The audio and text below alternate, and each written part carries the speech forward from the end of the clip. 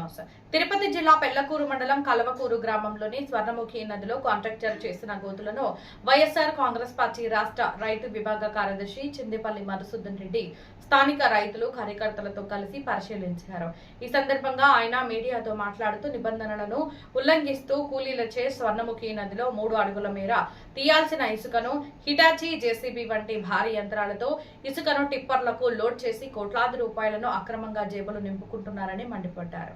కూటమి ప్రభుత్వంలో నాయకులు ప్రశ్నించే గొంతులను నొక్కే ప్రయత్నం చేస్తున్నారని గత 2 నెలలుగా నెల్లూరు సెంట్రల్ జైల్లో పెళ్లకూరు మండలానికి చెందిన వైఎస్ఆర్సీపీ రాష్ట్ర కార్యదర్శి కామిరెడ్డి సత్యనారాయణ రెడ్డి జైల్లో మగ్గుతున్నారని ఆక్రోశం వెళ్లగక్కారు. కల్వకూరు స్వర్ణముఖి నదిలో డిల్ స్టీలింగ్ పేరుతో 3 అడుగుల మేర కూలీలు చేత తీయించాల్సిన ఉండగా ఇక్కడ మాత్రం అక్రమంగా అనుమతులు లేకుండా స్వర్ణముఖి నదిలో రోడ్డు ఏర్పాటు చేసుకోవడానికి గ్రావెల్ తోలు ఉన్నారని, దీని వలన భారీ యంత్రాలు నదిలో పెట్టి 25 అడుగుల మేర గోతులు పెట్టి రైతులకు అటు 10 పంచాయతీల ప్రజలకు త్రాగునీరు సాగునీరు లేకుండా చేస్తున్నారని, ఓటు వేసిన పాపానికి ప్రజలను నట్టేట ముంచుతున్నారని ఆయన ఆవేదన వ్యక్తం చేశారు. ఇక్కడ స్వర్ణముఖి నదిలో 5 అడుగుల మేర ఉన్న ఇసుక దిబ్బలను దిగమింగిన కాంట్రాక్టర్ చేతివాటం స్థానిక ఎమ్మెల్యేకు నియోజకవర్గ ఇన్ఛార్జికు తెలియకుండా జరుగుతుందా అని అన్న సందేహాన్ని వ్యక్తం చేశారు. కూటమి ప్రభుత్వం అక్రమాలు, అరాచకాలు, దాష్టికాలను ప్రజలు గమనిస్తున్నారని, రానున్న సార్వత్రిక ఎన్నికల్లో ప్రజలే బుద్ధి చెబుతారని, వైఎస్ఆర్ కాంగ్రెస్ పార్టీ అధికారంలోకి వచ్చిన వెంటనే జరిగిన అక్రమ ఇసుక రవాణాను రికవరీ చేసి ప్రజల ముందు ఉంచుతామన్నారు. కార్యక్రమంలో సత్యనారాయణ, నాయుడు, హేమంత్, అనిల్, వెంకటేశ్వర్లు, గ్రామస్తులు, రైతులు తదితరులు పాల్గొన్నారు.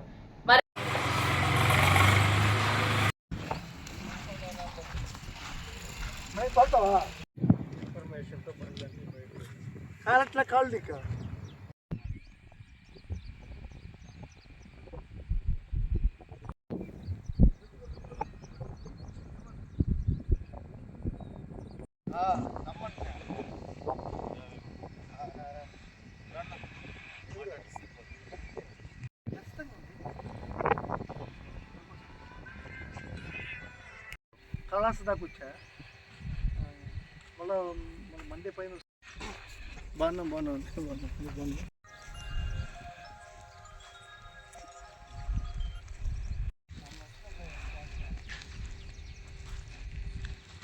నిన్న అనంతపురంకి పెళ్లికి వచ్చి వెళ్ళిపోయారు. నిన్న మొన్న పెట్టుకోనిలే ఇక్కడ బెంగళూరులో ఈరోజు రాష్ట్రంలో ఈ కూటమి ప్రభుత్వంలో చేరే అరాచకాలు, అన్యాయాలు, అక్రమాలు మితిమీరిపోతున్నాయి. ప్రశ్నించిన వారిని అందరినీ కూడా గొంతు నొక్కే కార్యక్రమంలో వాళ్ళపైన అక్రమ కేసులు బనాయించడం, జైల్లో పెట్టడం, వాళ్ళని భయభ్రాంతులు చేయడం, వాళ్ళని అన్యాయంగా అక్రమంగా వాళ్ళ ఇళ్లపైన దాడులు చేసేటువంటి సంస్కృతి మితిమీరిపోతుంది. లా అండ్ ఆర్డర్ అనేది పూర్తిగా నిర్వీర్యమైన పరిస్థితి ఈరోజు రాష్ట్రంలో కనబడుతుంది. దీంట్లో భాగంగానే ఈరోజు పెళ్లకూరు మండలం, తిరుపతి జిల్లాలోని పెళ్లకూరు మండలంలో కలవకూరు గ్రామ పంచాయతీలో స్వర్ణముఖి నదిలో జరిగినటువంటి ఈ అక్రమాన్ని రాష్ట్రంలో నుండి ప్రజలందరూ కూడా తెలుసుకోవాల్సిన అవసరం ఉంది.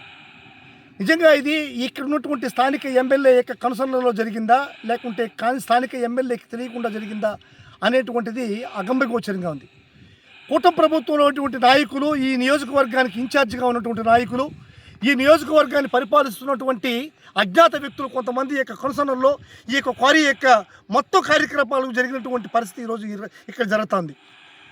ఇక్కడ జరిగేటువంటి క్వారీ యొక్క నామ్స్ ప్రకారం ఇక్కడ మనుషులతో, లేబర్తో పోసి 3 అడుగుల వరకు ఎత్తి ఇక్కడ ఉన్నటువంటి లోకల్గా ఉన్నటువంటి ఈ యొక్క కట్టడాలకు ఉపయోగించుకోవాల్సినటువంటి ఈ క్వారీ అనుమతుల్ని తుంగలో దొక్కి భారీ యంత్రాలతో ఎన్ని అడుగులు అంటే 20-25 అడుగుల లోతు వరకు ఈరోజు భారీ యంత్రాలతో ఇక్కడ ఉన్నటువంటి ఇసుక ఇంచుమించుగా 10 లక్షల టన్నులకు పైగా తరలించినటువంటి ఈ కార్యక్రమాన్ని మనం ఇక్కడ కళ్ళారా చూడాల్సిన పరిస్థితి.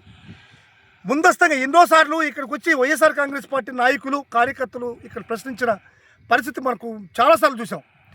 ప్రశ్నించిన ప్రతి ఒక్కరి మీద కూడా, ప్రశ్నించిన రైతుల మీద, వైఎస్ఆర్ కాంగ్రెస్ పార్టీ కార్యకర్తల మీద, నాయకుల మీద అక్రమ కేసులు బనాయించి, నాన్ బెయిల్ కేసులు పెట్టి నెలల తరబడి ఈరోజు జైల్లో మగ్గబెట్టేటువంటి పరిస్థితి ఈరోజు ఇక్కడ కనబడుతుంది.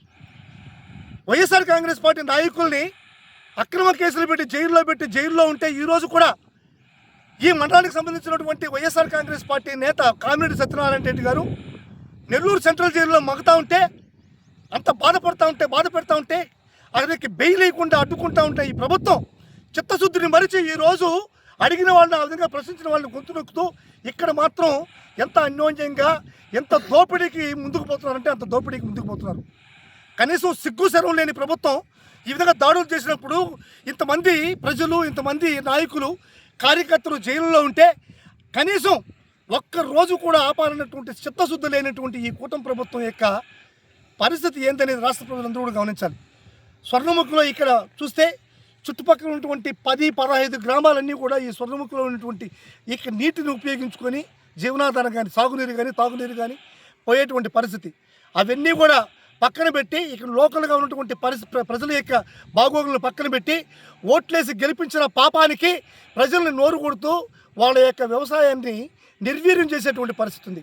ఇంకా ఇదే విధంగా కొనసాగితే తాగునీటికి కూడా సమస్య వచ్చేటువంటి పరిస్థితి ఈ గ్రామాల్లో ఇక్కడ ఏరియాలో ఉన్నటువంటి 10-15 పంచాయతీల్లో ఉండేటువంటి పరిస్థితి కనబడుతుంది. ఇప్పటికైనా సరే ప్రభుత్వ యంత్రాంగం స్పందిస్తుందా అంటే స్పందించట్లేదు. అనేక సార్లు మేము ఈ యొక్క పోలీసు యంత్రాంగంకి చెప్పాం, రెవెన్యూ వ్యవస్థకు చెప్పాం, ఇరిగేషన్ వ్యవస్థకు చెప్పాం, ఈ యొక్క మైనింగ్ వ్యవస్థకి చెప్పాం, అందరికీ ఫోన్లు చేశాం. ఎవరికి ఫోన్లు చేసినా సరే మాకు సంబంధం లేదంటారే కానీ ఏ ఒక్క అధికారి కూడా ముందుకు వచ్చి వాళ్ళని ప్రశ్నించేటువంటి పరిస్థితి ఈరోజు కూటమి ప్రభుత్వంలో లేదు అంటున్నాం. అక్రమ మైనింగ్లో అనేక లక్షల టన్నులు దోచేసిన ఈ ప్రభుత్వం ఏం సమాధానం చెప్తుంది అని అడుగుతున్నాం. ఇక్కడ లోకల్గా ఉన్నటువంటి తెలుగుదేశం నాయకులు, కార్యకర్తలు కూడా అడిగిన వాళ్ళ మీద ఎదురు దాడులు చేస్తూ వాళ్ళని ఫోన్లు చేసి బెదిరిస్తూ వాళ్ళ ఇళ్లకు పోయి దౌర్జన్యాలు చేసేటువంటి పరిస్థితి కనబడుతుంది. వీటన్నిటికీ కూడా ఖచ్చితంగా ప్రభుత్వాలన్నీ కూడా సమాధానం చెప్పాల్సిన అవసరం ఉంది. ఖచ్చితంగా ఈ విధంగా ఇది ఈ మైనింగ్ అడ్డుకోకపోతే ఖచ్చితంగా మేము తగిన చర్యలు తీసుకోవాల్సిన పరిస్థితి ఉంది అంటున్నాం. మేము ఈ ప్రభుత్వాన్ని ఒకటే డిమాండ్ చేస్తున్నాం. మీరు ఇచ్చినటువంటి నామ్స్ ఏంది, మీరు ఇచ్చినటువంటి ఈ యొక్క టెండర్ కండిషన్స్ ఏంది, ఎన్ని క్యూబిక్ మీటర్లు శాండ్ని మీరు తరలించడానికి పర్మిషన్ అనుమతి ఇచ్చారు, వీటన్నిటిని కూడా బేజూరేసి ఇక్కడ ఇచ్చినటువంటి 10 లక్షల టన్నులని ఏదైతే ఈ కాంట్రాక్టర్ ఉన్నాడో ఆ కాంట్రాక్టరు ఏదైతే ఈ యొక్క కాంట్రాక్టర్కి తొత్తుగా ఉన్నటువంటి ఈ తెలుగుదేశం నాయకుల్ని ఈ ఎమ్మెల్యేలను కూడా దగ్గర నుంచి కూడా రికవరీ చేసుకోవాల్సిన పరిస్థితి ఉందని చెప్పని మేము వైఎస్ఆర్ కాంగ్రెస్ పార్టీ తరఫున డిమాండ్ చేస్తున్నాం. ఆ విధంగా లేని పక్షంలో 2029లో జగన్మోహన్ రెడ్డి గారు ముఖ్యమంత్రి అయిన తక్షణం జగన్మోహన్ రెడ్డి గారి దృష్టికి తీసుకుపోయి ఏదైతే ఈ కాంట్రాక్టరు ఎంత అక్రమం చేశాడో ఈ అక్రమాలని కక్కించేటువంటి బాధ్యత వైఎస్ఆర్ కాంగ్రెస్ పార్టీ తీసుకుంటుందని చెప్పి మేము మీ ద్వారా తెలియజేస్తున్నాం. ట్రాక్టర్లు మాత్రం రావాలి, మనుషులు మాత్రం పోయాలి, 3 అడుగులు మాత్రమే ఎత్తాలి. ఈ నిబంధనలన్నీ కూడా తుంగలో దొక్కి అదేవిధంగా ఏ ఏరియా ఎత్తాలా అనేటువంటిది జియో ట్యాక్స్ కూడా పెట్టాలి. జియో ట్యాక్స్ లేకుండా వాళ్ళకి ఎక్కడ పడితే అక్కడ ఇష్టాన్ని రీతిలో పెద్ద వాహనాలతో, హిటాచీలతో, అదేవిధంగా లారీలతో కూడా తరలించి కావాలంటే మీరు చూసారంటే ఎంత డెప్త్ ఎత్తున్నారో మీరు ఒక్కసారి ఈ డెప్త్ అంతా కూడా చూడాల్సిన అవసరం ఉంది. ఎంత లోతు వరకు ఎత్తారు, ఇంచుమించుగా 20-25 అడుగుల లోతు వరకు ఎత్తి రాకపోకలకి రహదారుల మాదిరిగా గ్రావెల్ను కూడా ఉపయోగించుకొని రహదారులు వేసుకొని రహదారులతో తరలించే విధంగా ఈ విధంగా ఇక్కడ ఉన్నటువంటి ఇసుకని తరలించి ఇక్కడ నీళ్లు లేని పరిస్థితిలో నీళ్లకి కట్టకట్టలాడే పరిస్థితి సృష్టించినటువంటి ఈ కాంట్రాక్టర్ని ఖచ్చితంగా మనం అడ్డుకోవాల్సిన పరిస్థితి ఉంది. ఇక మీదట ఇక్కడికి కానీ ఈ కాంట్రాక్టర్ వస్తే చేయడానికి ప్రయత్నం చేస్తే మేము ప్రాణాలకైనా సరే తెగించి ఖచ్చితంగా అడ్డుకుంటాం. వైఎస్ఆర్ కాంగ్రెస్ పార్టీ అడ్డుకుంటుంది అని చెప్పి మీ ద్వారా మేము తెలియజేస్తున్నాం. కాంట్రాక్టర్ని ఖచ్చితంగా కార్నర్ చేసి అతని దగ్గర చేసినటువంటి అక్రమాన్ని కక్కించాల్సిన పరిస్థితి ఉంది. ఖచ్చితంగా వైఎస్ఆర్ కాంగ్రెస్ పార్టీ వస్తే జగన్మోహన్ రెడ్డి గారు ఈ కాంట్రాక్టర్ని ఖచ్చితంగా కార్నర్ చేసి రికవరీ చేయించేటువంటి బాధ్యత మేము తీసుకుంటాం అనేటువంటిది మేము తెలియజేస్తున్నాం.